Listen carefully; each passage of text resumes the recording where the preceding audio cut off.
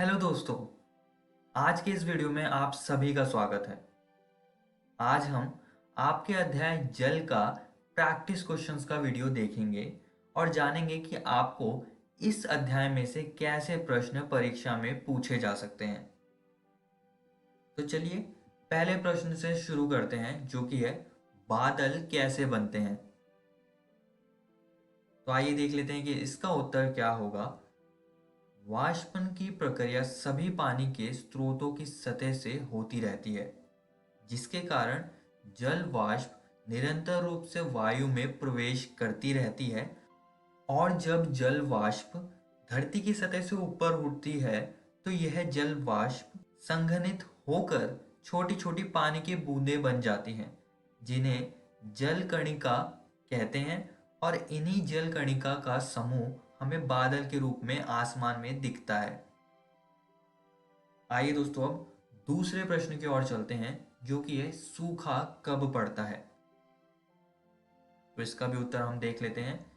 जब एक क्षेत्र में वर्षा नहीं होती है और वाष्पन तथा वाष्पोत्सर्जन की प्रक्रिया चलती रहती है, और जिसके कारण मृदा का जल सूखा और भौम जल का स्तर गिर जाता है, और यही परिस्थिति सूखा कहलाती है।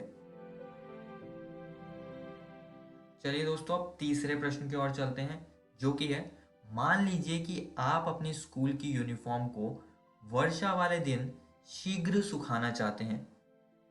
क्या इसे किसी अंगीठी या हीटर के पास फैलाने पर इस कार्य में सहायता मिलेगी? यदि हाँ, तो कैसे?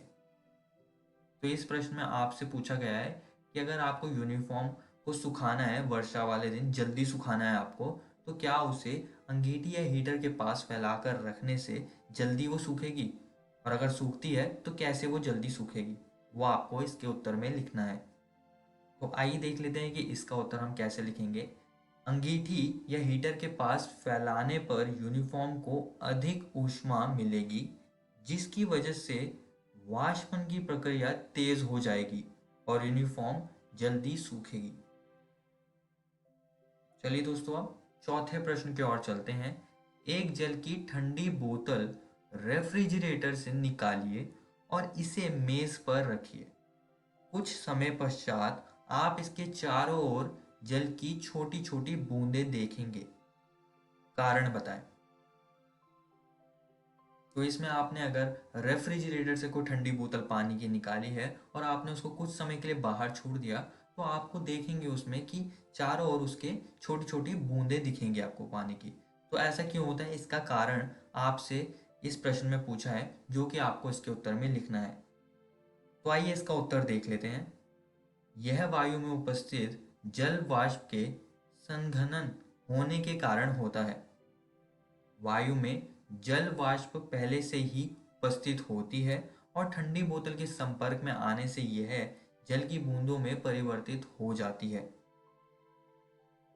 आइए दोस्तों अब पांचवें प्रश्न को देख लेते हैं। जो जल हिम या वर्षा के रूप में नीचे गिरता है, वह अंत में महासागरों में चला जाता है। कैसे? तो आइए देख लेते हैं कि इसका उत्तर हम कैसे लिखेंगे।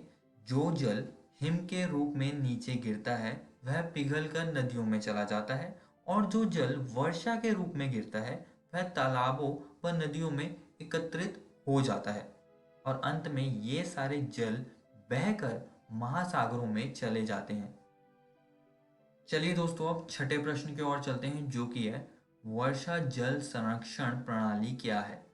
इस प्रश्न में आपसे वर्षा जल संरक्षण प्रणाली के बारे में पूछा है, वही आपको इसके उत्तर में लिखना है।